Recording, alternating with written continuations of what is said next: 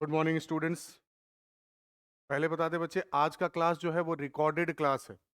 आज का class live class नहीं है बच्चे, आज का क्लास जो है वो रिकॉर्डेड क्लास है। चलिए फटाफट से हम लोग टॉपिक पिछले क्लास में क्या बताए थे भाई। तो पिछले क्लास में हम लोगों ने सप्लाई चैप्टर स्टार्ट किया था।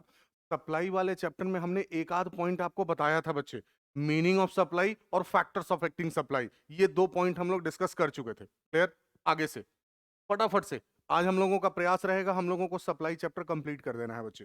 चलिए, second question is state the law of supply with the help of A diagram. कह रहे हैं कि लॉ ऑफ सप्लाई को एक डायग्राम के थ्रू एक्सप्लेन कीजिए। फटाफट से लॉ ऑफ सप्लाई हमारा क्या कहता है बच्चे, ध्यान से समझेंगे।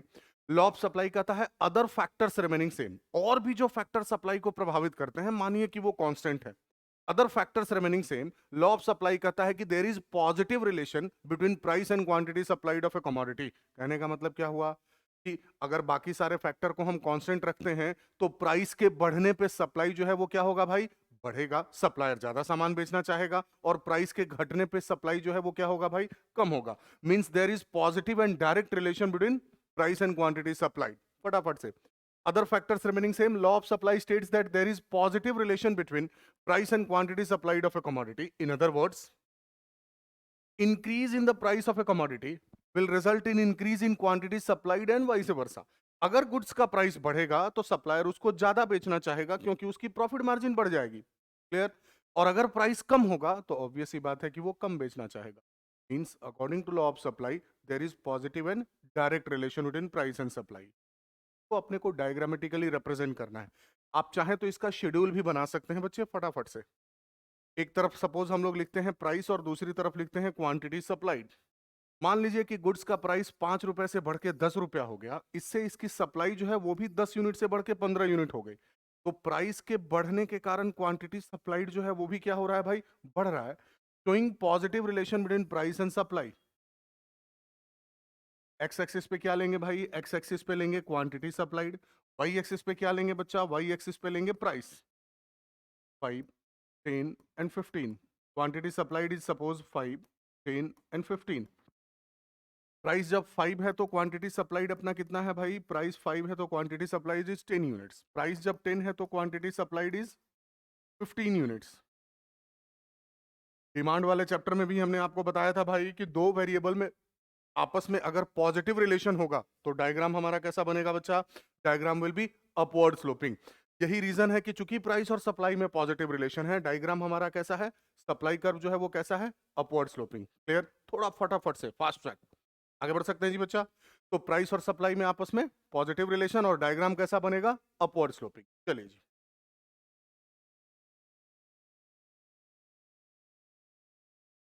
नेक्स्ट क्वेश्चन क्या है, क्वेश्चन नंबर 3। ये सब क्वेश्चन जो है वो 2 मार्क्स वाले क्वेश्चन में पूछते हैं बच्चे।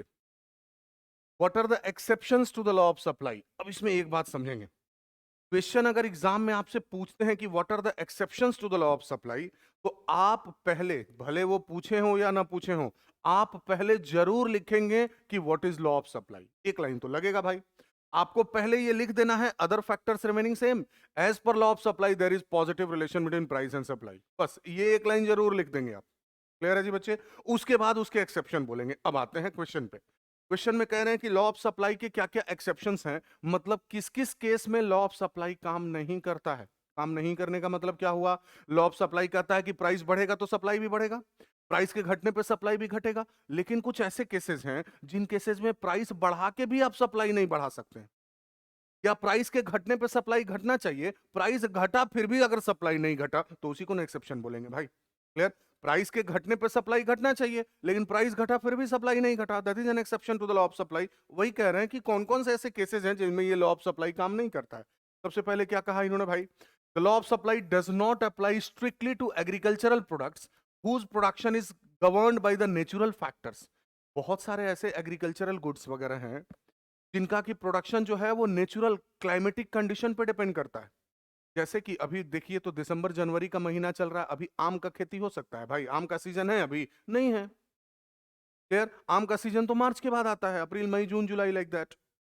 तो अभी तो उसका क्लाइमेटिक कंडीशन वैसा नहीं है। समझ में आ रही बाजी बच्चे? तो जबरदस्ती का प्राइस बढ़ा के उसकी सप्लाई को आप नहीं बढ़ा सकते। क्लियर? तो जब जिसका सीजन है, जिसकी खेती जो है वो स्पेसिफिक क्लाइमेटिक कंडीशन पे डिपेंड करती है। अब ऑस्ट्रेलिया में जो फूल होता है जबरदस्ती उसको पटना में उगा सकते हैं भैया? उगा सकते हैं जी। क्लियर है जी बच्चे? तो ये जो एग्रीकल्चरल प्रोडक्ट हैं, इनका प्रोडक्शन जो है वो किस पे डिपेंड करता है? वेदर कंडीशन पे, क्लाइमेटिक कंडीशन पे डिपेंड करता है। प्राइस के साथ नॉर्मली इनका कोई रिलेशन नहीं है, तो प्राइस बढ़ा के इसकी सप्लाई को हम नहीं बढ़ा सकते हैं। ये पहला इन्होंने कहा एक्सेप्शन। क्लियर है भाई? दूसरा एक्सेप्शन क्या कह रहे हैं, समझेंगे बच्चे? दूसरा कह रहे हैं the law of supply is not operative in case of perishable goods. Perishable goods का मतलब होता है भाई खराब होने वाला सामान।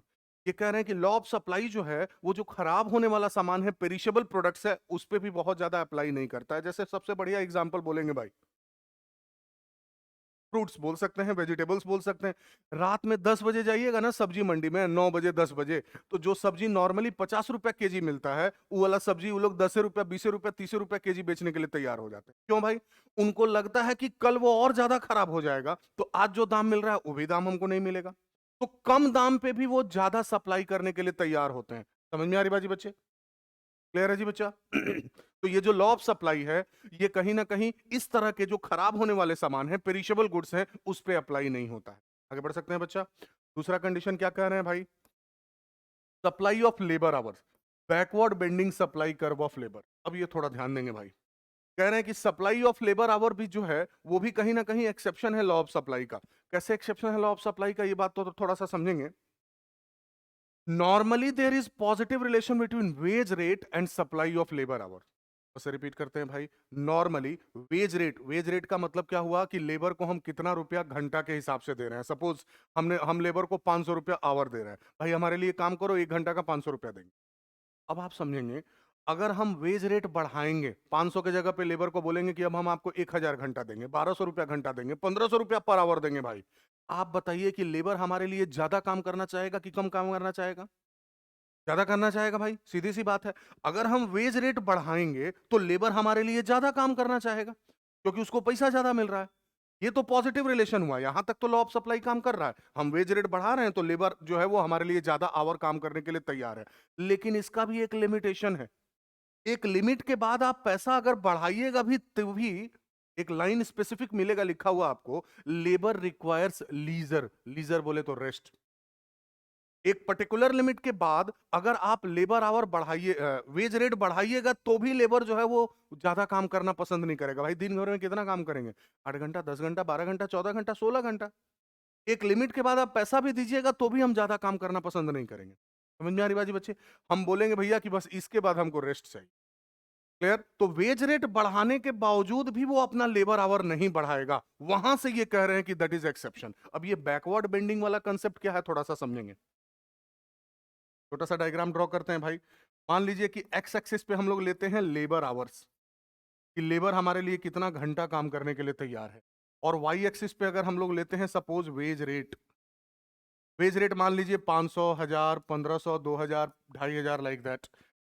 आवर्स मान लीजिए 3, 6, 9, 12, 15, 18।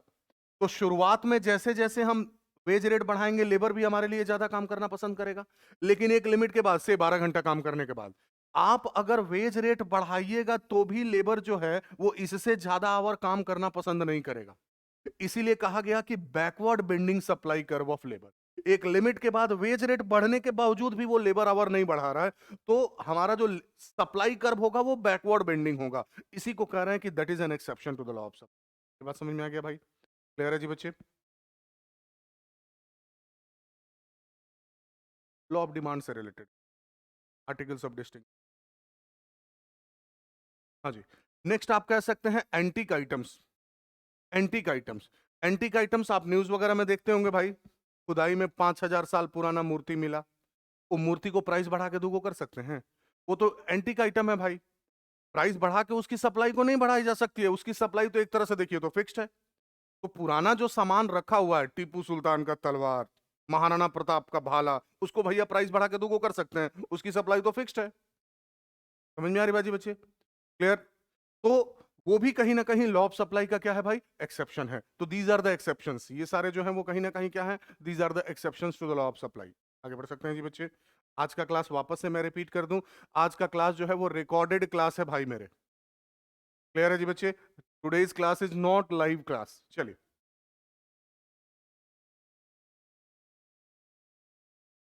Next question, difference between movement along the same supply curve and shift in supply. Difference between movement along the same supply curve and shift in supply. इसी क्वेश्चन का एक छोटा सा पार्ट भी आपसे पूछ सकते हैं। वो पूछ सकते हैं difference between expansion of supply and increase in supply, इसी का पार्ट है। डिमांड चैप्टर में हम लोग पढ़ चुके हैं भाई, जो डिमांड चैप्टर में पढ़े हैं बिल्कुल वही कॉपी पेस्ट है। यहां पे आपको डिमांड नहीं, यहां पे आपको किसके पॉइंट ऑफ व्यू से सोचना है, सप्लाई के पॉइंट ऑफ व्यू से सोचना है। क्लियर है जी बच्चे? चले जी फटाफट से। अब इसको समझाने के लिए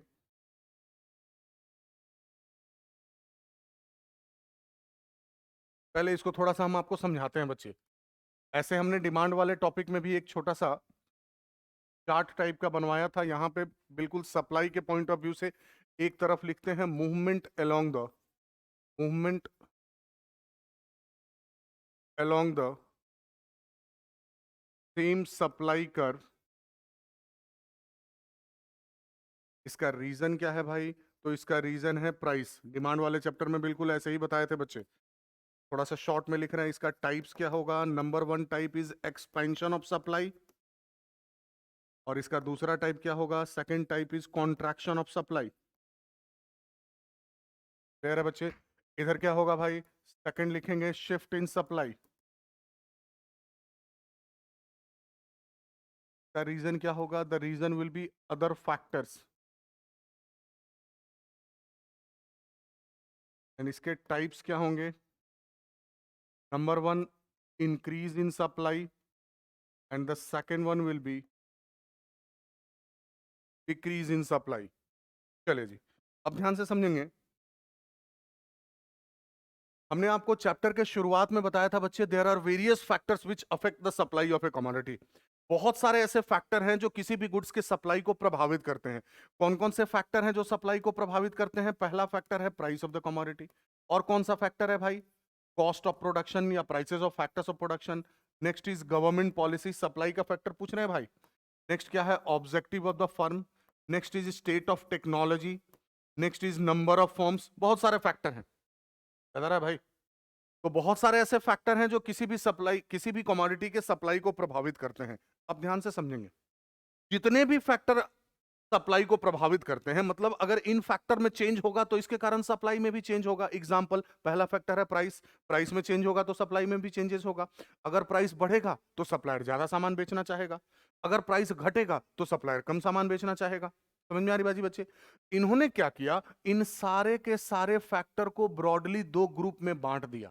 एक ग्रुप में रखा प्राइस, और बाकी सारे फैक्टर को कलेक्टिवली एक ग्रुप में रखा, और उसका नाम इन्होंने क्या दे दिया भाई? उसका नाम इन्होंने दे दिया सपोज अदर फैक्टर्स। और एक ग्रुप, चूंकि प्राइस सबसे इंपॉर्टेंट फैक्टर है, इसीलिए सबसे इंपॉर्टेंट फैक्टर में इन्होंने प्राइस को अलग एक कैटेगरी में रखा। समझ में आ रही बाजी बच्चे? आगे बढ़ सकते हैं? चलिए अब ध्यान देंगे। Other factors remaining same. मान लीजिए कि ये सब बाकी के जो फैक्टर सप्लाई के को प्रभावित करते हैं वो कांस्टेंट है। Other factor remaining same. अगर सिर्फ प्राइस में चेंज होने के कारण सप्लाई में चेंजेस होता है, किसके कारण सप्लाई में चेंज हो रहा है भाई? सिर्फ प्राइस में चेंज होने के कारण। कहने का मतलब, अगर सिर्फ प्राइस के बढ़ने या घटने के कारण सप्लाई में भी चेंजेस होता है, तो उसको ये लोग क्या नाम दे रहे हैं? That is known as movement along the same supply curve. वापस से रिपीट करते हैं भाई। other factors remaining same.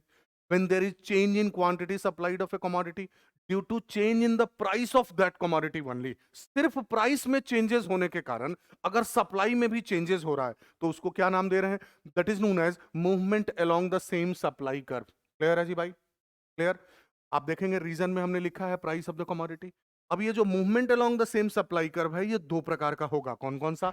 एक को कहेंगे एक्सपेंशन ऑफ सप्लाई, और दूसरे को कहेंगे भाई कॉन्ट्रैक्शन ऑफ सप्लाई। क्लियर है जी बच्चे? वापस से, other factors remaining same. When there is change in supply of a commodity due to change in price of that commodity only, it is known as movement along the same supply curve.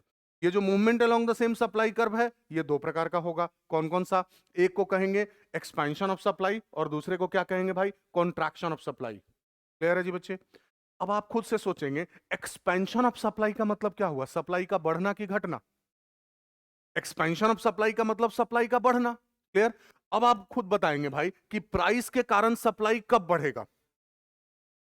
जब price बढ़ेगा, very good, जब price बढ़ेगा तो समझेंगे भाई, price के बढ़ने के कारण अगर सप्लाई भी बढ़ जाता है तो उसको ये लोग क्या कह रहे हैं, that is known as expansion of supply. Reverse, price के घटने के कारण अगर सप्लाई घट जाता है तो उसको क्या कहेंगे भाई, that is known as contraction of supply.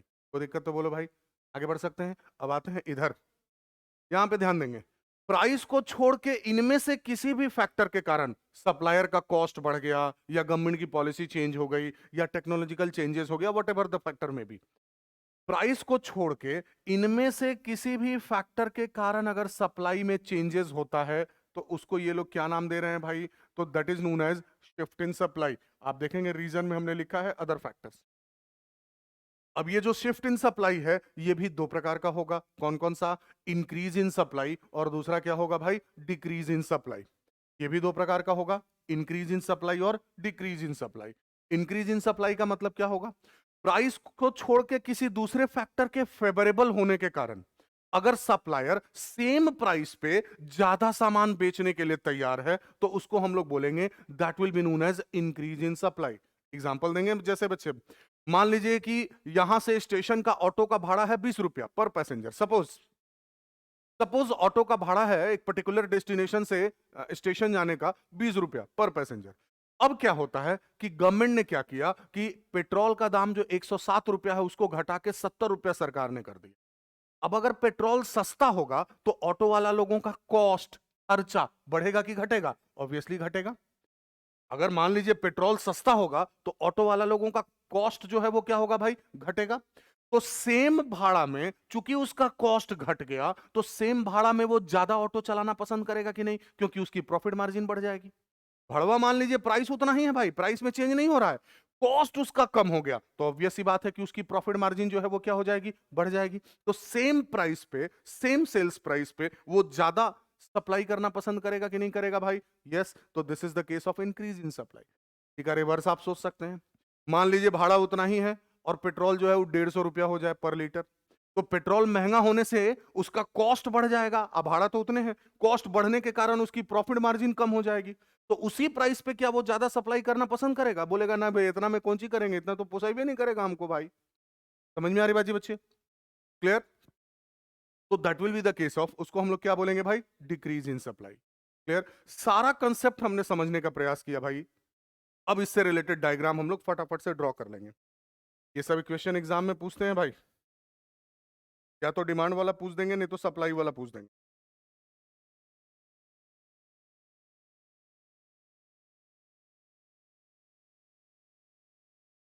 हाँ जी, तो सबसे पहले था movement along the same supply curve, हम लोगों ने डिस्कस कर लिया है फटाफट से। प्राइस के कारण अगर सप्लाई में चेंजेस होता है, अदर फैक्टर रिमेनिंग सेम, तो उसको बोलेंगे movement along the same supply curve.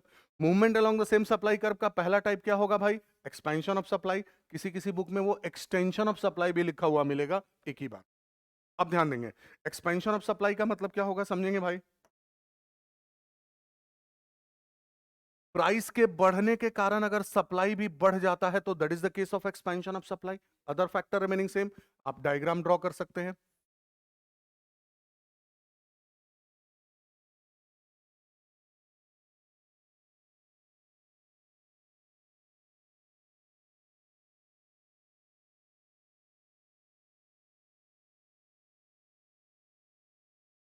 Price जब 10 है तो क्वांटिटी सप्लाइड भी कितना है भाई, when the price is 10 quantity supplied is 10, when the price is 15 quantity supplied is 20।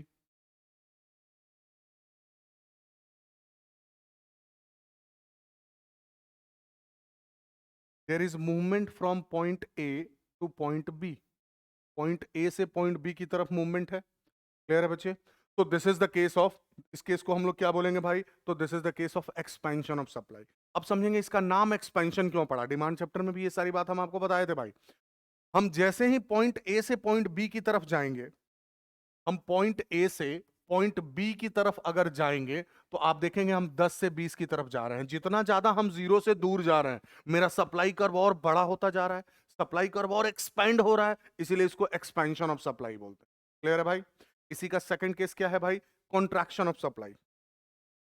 Contraction of supply का मतलब क्या हुआ, प्राइस के कम होने के कारण अगर सप्लाई भी कम हो जाता है तो that is the case of, उस केस को क्या बोलेंगे भाई? Contraction of supply. प्राइस के कम होने के कारण अगर सप्लाई भी कम हो जाता है तो that will be the case of contraction of supply.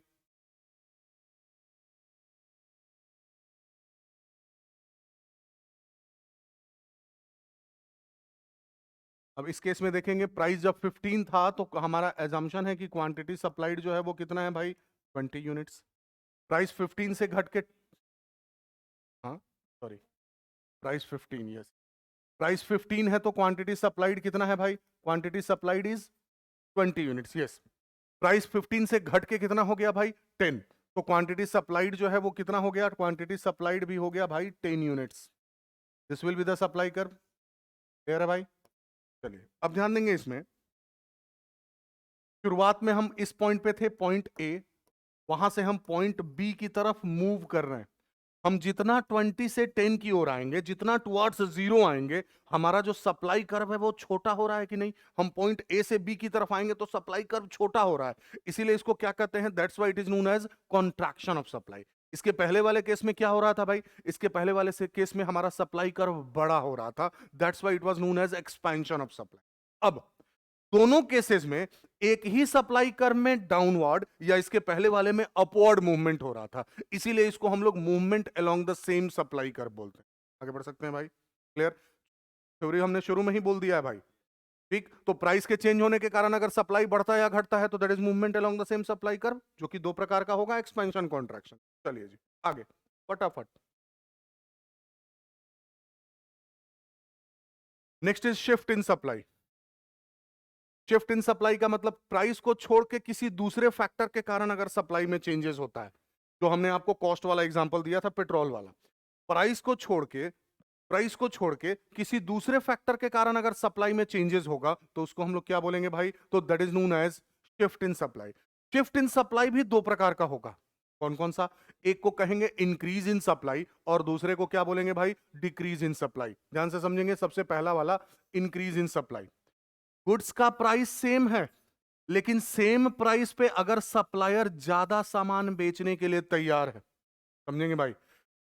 यहां से स्टेशन का भाड़ा फिक्स्ड है 20 का 20, लेकिन उसी भाड़ा पे पहले की अपेक्षा ऑटो वाले लोग अब अगर ज्यादा ऑटो चलाने के लिए पसंद कर रहे हैं, वो ज्यादा ऑटो चलाने के लिए रेडी हैं, तो that is the case of increase in supply. इसका मतलब जरूर कोई अदर फैक्टर उनके लिए फेवरेबल होगा। एग्जांपल जैसे हमने आपको कहा था, मान लीजिए कि पेट्रोल सस्ता हो गया, तो उसी भाड़ा पे, सेम भाड़ा पे वो पहले की अपेक्षा ज्यादा सप्लाई करना चाहेंगे, क्योंकि उनकी प्रॉफिट मार्जिन बढ़ जाएगी। तो this is the case of, इस केस को हम लोग कहेंगे इंक्रीज इन सप्लाई। मेरा स्पीड थोड़ा फॉरवर्ड, फास्ट फॉरवर्ड है भाई, 1.25, साथ साथ चलेंगे आप भी प्लीज।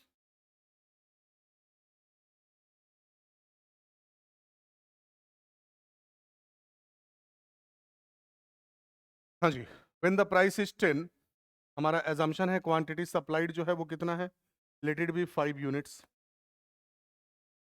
प्राइस अभी भी 10 है और क्वांटिटी सप्लाइड जो है वो 5 यूनिट से बढ़ के कितना हो गया भाई? 10 यूनिट्स।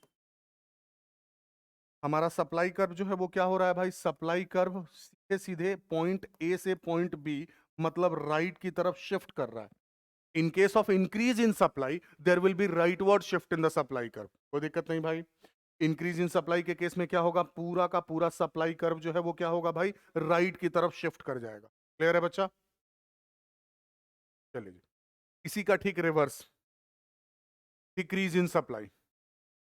डिक्रीज इन सप्लाई का मतलब क्या होगा? सेम प्राइस पे अगर सप्लायर कम सामान बेचने के लिए तैयार है, मतलब कि जरूर कोई अदर फैक्टर उसके लिए क्या हो गया है भाई? अनफेवरेबल हो गया है। समझेंगे बच्चे? प्राइस सेम है, सेम प्राइस पे अगर सप्लायर कम सामान बेचने के लिए तैयार है, मतलब जरूर कोई अदर फैक्टर उसके लिए अनफेवरेबल है। जैसे एग्जांपल, यहां से स्टेशन का भाड़ा भाई 20 का 20, और अगर गवर्नमेंट जो है वो पेट्रोल महंगा कर देती है 150 रुपया लीटर, तो सेम भाड़ा पे क्या ऑटो वाला ज्यादा ऑटो चलाना पसंद करेगा? नहीं, क्योंकि उसकी प्रॉफिट मार्जिन कम हो जाएगी। तो अदर फैक्टर के अनफेवरेबल होने के कारण उसी प्राइस पे अगर सप्लायर कम सामान बेचने के लिए तैयार है, तो उसको हम लोग क्या बोलेंगे? That is the case of decrease in supply. अब डिक्रीज इन सप्लाई के केस में क्या होगा भाई? In case of decrease in supply, there will be leftward shift in the supply curve, पूरा का पूरा सप्लाई कर्व जो है वो क्या होगा, लेफ्ट की तरफ शिफ्ट करेगा, लाइक दिस। फटाफट से साथ साथ अगर आप भी प्रैक्टिस करते चलेंगे भाई, बच्चे जो घर पे बैठे हैं, तो ऑब्वियसली आपके लिए वो बेनिफिशियल होगा। प्राइस जब 10 है तो हमारा एजम्पशन है कि क्वांटिटी सप्लाइड भी कितना है भाई, क्वांटिटी सप्लाइड भी सपोज 10 यूनिट्स। प्राइस सेम है, इसी प्राइस पे सप्लायर जो है वो अब कम सप्लाई करने के लिए तैयार है, चूंकि सप्लाई कम हो रहा है तो S0 लिख रहे हैं भाई। पॉइंट ए से point B there is a leftward shift, जितना हम लेफ्ट की तरफ आएंगे मतलब टुवर्ड्स जीरो आएंगे, कहीं ना कहीं हमारी सप्लाई जो है वो कम होगी, इसीलिए लेफ्टवर्ड शिफ्ट का मतलब डिक्रीज इन सप्लाई हो। क्लियर है भाई?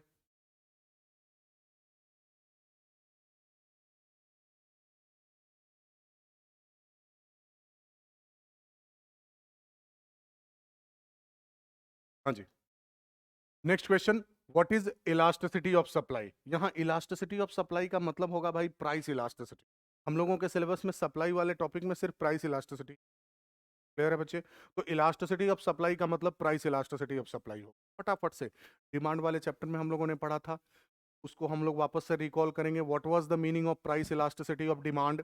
प्राइस इलास्टिसिटी ऑफ डिमांड का मतलब हमने क्या बताया था भाई, other factors remaining same, the degree of change in quantity demanded of a commodity due to change in the price of that commodity was known as price elasticity of demand.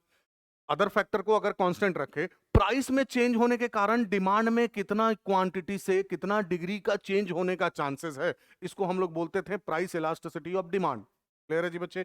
बिल्कुल वही concept यहां supply के point of view से है। The degree of change in quantity supplied of a commodity due to change in the price of that commodity is known as price elasticity of supply, other factors remaining same. Clear है जी बच्चे? अब ध्यान से समझेंगे, price elasticity of supply का formula क्या हो जाएगा भाई, या इलास्टिसिटी ऑफ सप्लाई का percentage change in quantity supplied divided by percentage change in price. Demand वाले चैप्टर में हम लोग बोलते थे percentage change in quantity demanded divided by percentage change in price. यहां पे सिर्फ डिमांड के जगह पे क्या लिखा हुआ है भाई, supply. Clear? Factors affecting elasticity हम लोग पढ़ेंगे जब डिग्री या टाइप्स ऑफ इलास्टिसिटी पढ़ लेंगे फिर। हाँ जी, ये क्वेश्चन अलग से एग्जाम में पूछते हैं।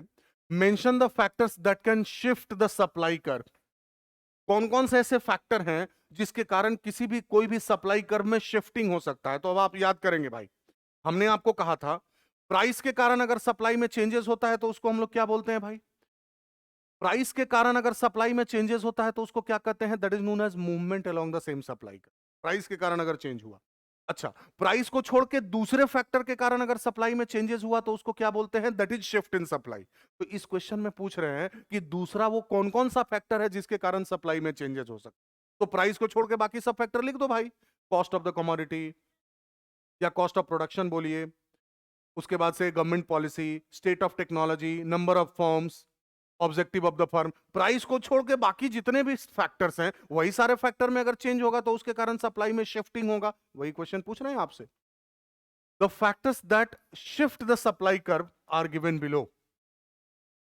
इंक्रीज इन सप्लाई किस कारण से होगा, due to reduction in cost of production, petrol वाला जो एग्जांपल दिए थे। सारे के सारे फैक्टर अगर फेवरेबल हो जाएंगे, अदर फैक्टर, तो उसके कारण इंक्रीज इन सप्लाई होगा भाई। सारे के सारे फैक्टर अगर क्या हो जाएंगे भाई, अनफेवरेबल हो जाएंगे, मतलब कॉस्ट बढ़ गया, गवर्नमेंट की पॉलिसी अनफेवरेबल हो गई, नंबर ऑफ फर्म्स घट गया, टेक्नोलॉजिकल डिग्रेडेशन हो गया, मतलब इसी का ठीक रिवर्स। अदर फैक्टर अगर फेवरेबल होगा तो that will be the case of increase in supply, other factor अगर अनफेवरेबल होगा तो that will be the case of decrease in supply. बात समझ में आ रहा है भाई?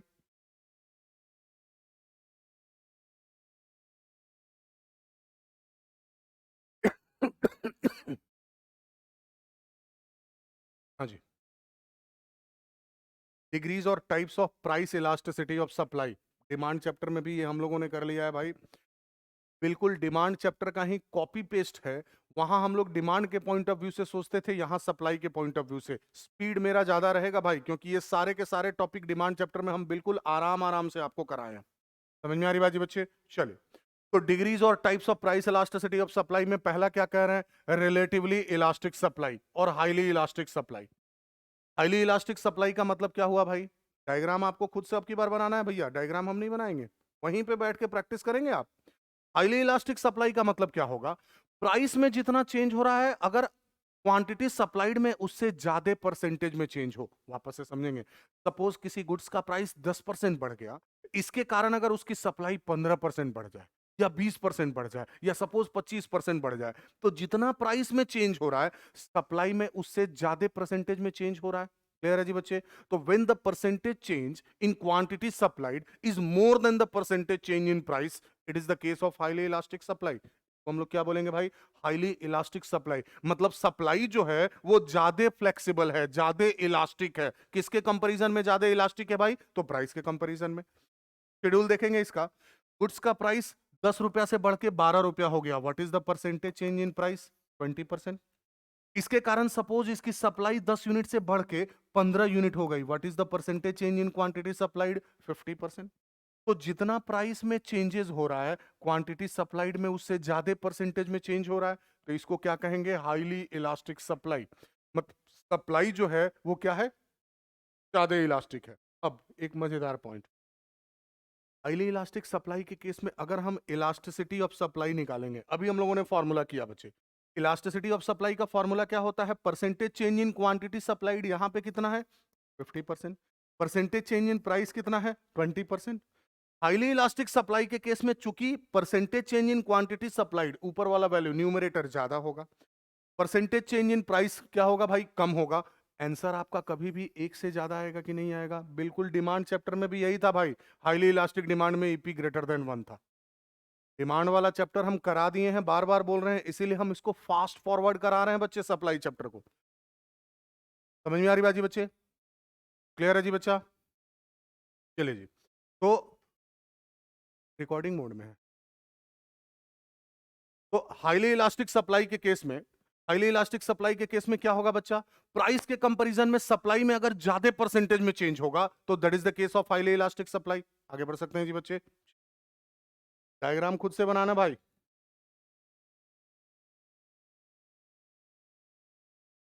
सेकंड केस क्या कह रहे हैं भाई? इसी का ठीक रिवर्स। सेकंड केस कह रहे हैं लेस इलास्टिक सप्लाई, मतलब सप्लाई जो है वो कम इलास्टिक है, मतलब सप्लाई में कम परसेंटेज में चेंज हो रहा है। Clear? other factors remaining same. When the percentage change in quantity supplied is less than the percentage change in price, it is the case of less elastic supply. Price में जितना percent change हो रहा है, quantity supplied में अगर उससे कम percentage में change हो, तो उसको हम लोग क्या बोलेंगे भाई? तो that will be the case of less elastic supply. Clear है जी बच्चे? देखेंगे शेड्यूल। मान लीजिए कि गुड्स का प्राइस 10 रुपया से बढ़ के 15 रुपया हो गया, what is the percentage change in price? 50%। इसके कारण अगर इसकी सप्लाई 10 यूनिट से घट के 8 यूनिट हो गई, what is the percentage change in supply? 20%। Schedule में गड़बड़ है। प्राइस अगर बढ़ेगा तो सप्लाई भी बढ़ेगा। थोड़ा सा शेड्यूल में गड़बड़ है बच्चे, टाइपिंग एरर है। सप्लाई जो है सपोज 10 यूनिट से बढ़ के 12 यूनिट हो गया, अभी सही है। शेड्यूल में थोड़ा गड़बड़ है। प्राइस कितना परसेंट चेंज हो रहा है भाई? 50%। क्वांटिटी सप्लाइड में कितना परसेंट चेंज है? 20%। टाइपिंग एरर है, आपके पास अगर नोट्स होगा तो उसको रेक्टिफाई कर देंगे बच्चे। तो प्राइस में जितना परसेंट चेंज हो रहा है, क्वांटिटी सप्लाइड में क्या हो रहा है भाई? उससे कम परसेंटेज में चेंज हो रहा है। तो this is the case of, इस केस को हम लोग क्या बोलेंगे? Less elastic supply. डायग्राम इसका बनाते हैं बच्चे कि आप कहीं कंफ्यूज ना करें। चलिए वाई एक्सिस पे लेंगे भाई प्राइस, एक्स एक्सिस पे quantity supplied 5, 10 and 15। 5, 10 and 15। Price जब 10 है तो हमारा एजम्पशन है कि quantity supplied is also 10 units. Price 10 से बढ़ के 15 हो गया तो क्वांटिटी सप्लाइड भी 10 यूनिट से बढ़ के 12 यूनिट हो गया भाई। अब इस डायग्राम में आप देखेंगे बच्चा, प्राइस में जितना गैप है क्वांटिटी सप्लाइड में उससे कम गैप है कि नहीं भाई? तो percentage change in price is more than the percentage change in quantity, इसीलिए इसको हम लोग बोलते हैं लेस इलास्टिक। समझ में आ रही बात जी बच्चे? क्लियर? अब लेस इलास्टिक सप्लाई के केस में अगर हम इलास्टिसिटी कैलकुलेट करेंगे, तो percentage change in quantity supplied अपना कितना है? 20%। और परसेंटेज चेंज इन प्राइस कितना है भाई? 50%। सप्लाई में चूंकि कम चेंज होगा तो ऊपर वाला वैल्यू कम होगा, नीचे वाला वैल्यू हमारा ज्यादा होगा। अगर ऊपर वाला वैल्यू कम होगा, नीचे वाला वैल्यू डिनोमिनेटर की वैल्यू ज्यादा होगी, कभी भी ईपी का वैल्यू हमारा लेस देन 1 आएगा। डिमांड चैप्टर में भी लेस इलास्टिक डिमांड में लेस देन 1 वैल्यू था। क्लियर? तो इस केस में the value will be price, the value of EP will be less than 1। Clear है भाई?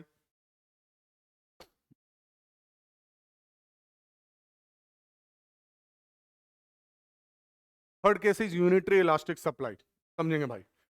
पहला केस वापस से क्या कहे भाई, प्राइस में जितना चेंज हो रहा है सप्लाई में अगर उससे ज्यादा परसेंटेज में चेंज होगा तो that is highly elastic supply. Price के कंपैरिजन में सप्लाई में अगर कम परसेंटेज में चेंज होगा तो that will be less elastic supply. Clear है जी बच्चे? थर्ड केस कह रहे हैं, थर्ड केस कह रहे हैं प्राइस के कंपैरिजन में सप्लाई में भी अगर सेम परसेंटेज में चेंज हो, गुड्स का प्राइस 20% बढ़ा, उसके कारण सप्लाई भी एग्जैक्टली 20% ही बढ़ा, दोनों में सेम परसेंटेज का चेंज हुआ, तो उसको क्या बोलेंगे? That is the case of unitary elastic supply. यहां पे देखेंगे भाई, गुड्स का प्राइस 10 रुपए से बढ़ के 15 रुपया हो गया, what is the percentage change in price? इसके कारण इसकी सप्लाई भी 10 यूनिट से बढ़ के 15 यूनिट हो गई, what is the percentage change in supply? 50%। Price और क्वांटिटी सप्लाइड में सेम परसेंटेज में चेंज हो रहा है। इस केस में अगर हम ईपी का वैल्यू कैलकुलेट करेंगे तो न्यूमरेटर ऊपर वाला वैल्यू 50%, नीचे वाला वैल्यू भी 50%, आंसर हमारा कितना आएगा भाई? 1। इसीलिए यूनिटरी इलास्टिक सप्लाई के केस में price elasticity of supply will be equal to 1। Clear? और एक मजेदार बात, यूनिटरी इलास्टिक सप्लाई के केस में the supply curve passes through the origin. Sir supply curve passes through the origin का मतलब, बिल्कुल डायग्राम बनाते हैं बच्चे।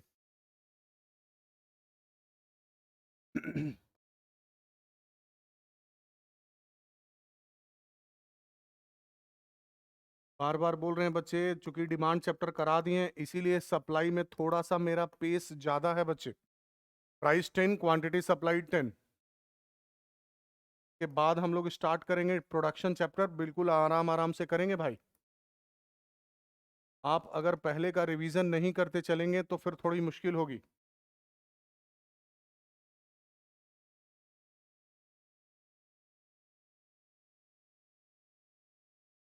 जितना प्राइस में गैप होगा, हमारा एजम्पशन है कि सप्लाई में भी क्या होगा भाई? सेम गैप होगा। और उस कंडीशन में जब आप सप्लाई कर्व ड्रॉ करेंगे तो supply curve will pass through the origin. Clear है बच्चे? और इलास्टिसिटी ऑफ सप्लाई जो है वो कितना आएगा भाई? Elasticity of supply will be equal to 1। Clear? चलिए,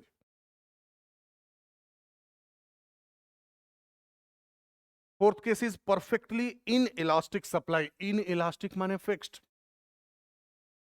प्राइस में चाहे जो भी चेंज हो, अगर सप्लाई में कोई चेंजेस नहीं हो रहा है, सप्लाई हमारा फिक्स्ड है, पहले जितना था अभी भी उतना ही है, प्राइस बढ़े चाहे घटे, सप्लाई अगर फिक्स्ड हो तो that is the case of, उस केस को हम लोग बोलेंगे भाई perfectly inelastic supply. Clear है जी बच्चे? यहां पे देखेंगे प्राइस 10 रुपए से बढ़ के 15 रुपया हो गया, percentage change in price is 50%। उसके कारण सप्लाई में कोई चेंज नहीं, पहले भी 10 यूनिट सप्लाई कर रहे थे, अभी भी 10 ही यूनिट कर रहे हैं, तो परसेंटेज चेंज इन सप्लाई कितना हो गया भाई? 0%। तो this is the case of in elastic supply. In elastic मतलब फिक्स्ड, सप्लाई में कोई इलास्टिसिटी नहीं है, मतलब कोई चेंज नहीं है। इस केस में सप्लाई कर्व कैसा होगा? तो supply curve will be parallel to Y axis. बिल्कुल डिमांड कर्व भी ऐसा ही बनता था। परफेक्टली इन इलास्टिक डिमांड बोलिए या परफेक्टली इन इलास्टिक सप्लाई बोलिए भाई, दोनों केसेस में डिमांड या सप्लाई एज द केस में भी the curve will be straight line parallel to Y axis. अब इसकी इलास्टिसिटी अगर कैलकुलेट करेंगे भाई, तो इलास्टिसिटी कैलकुलेट करेंगे तो परसेंटेज चेंज इन सप्लाई कितना है? 0%।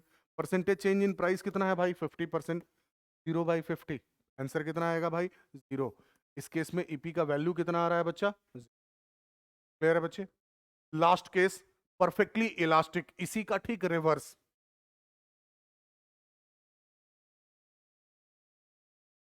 हाँ जी, परफेक्टली इलास्टिक सप्लाई। पहले सबसे पहले परफेक्टली इलास्टिक सप्लाई के बारे में एक disclaimer, this situation does not exist in real life. ये हाइपोथेटिकल सिचुएशन है, रियल लाइफ में एग्जिस्ट नहीं करता है। आप बोलेंगे सर क्यों?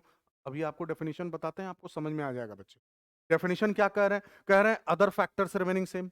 और भी जो फैक्टर सप्लाई को प्रभावित करते हैं, मानिए कि वो फिक्स्ड है, उसमें कोई चेंज नहीं हो रहा है। उसके बाद कह रहे हैं कि सपोज प्राइस भी फिक्स्ड है, प्राइस में भी कोई चेंज नहीं हो रहा, फिर भी अगर सप्लाई में चेंजेस हो जाए, other factors remaining same, when without any change in the price of the commodity there is large change in quantity supplied of that commodity, it is the case of perfectly elastic supply.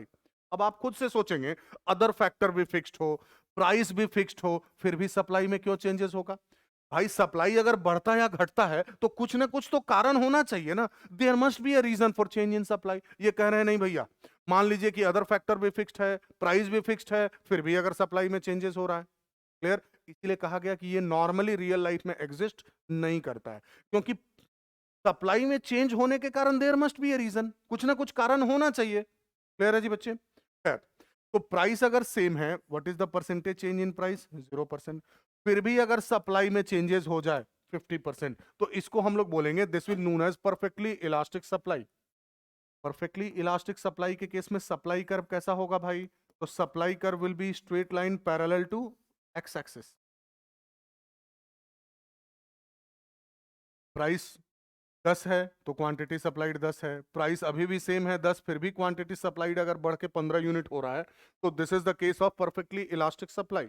अब perfectly elastic supply के case में अगर elasticity calculate करेंगे तो percentage change in supply 50%, percentage change in price 0%। तो 50/0, zero में कितना से मल्टीप्लाई करेंगे तो 50 होगा भाई? तो it can not be defined, is undefined. Clear है बच्चे? खत्म। अगले क्लास में नया टॉपिक हम लोग स्टार्ट करेंगे बच्चे। आपसे रिक्वेस्ट है, चूंकि मैंने डिमांड चैप्टर पढ़ाया था तो थोड़ा मैं फास्ट फॉरवर्ड सप्लाई चैप्टर आपको कराया, आप भी फटाफट से रिवीजन कर लेंगे। फिर भी अगर कोई डाउट होगा आपको नेक्स्ट क्लास में, जब हम लोग लाइव क्लास में मिलेंगे बच्चे, आप बिल्कुल ये सारे डाउट हमसे क्लियर कर सकते हैं। फिर हम लोग नया टॉपिक स्टार्ट करेंगे, प्रोडक्शन फंक्शन। क्लियर है बच्चे? Thank you very much, bye bye all the students.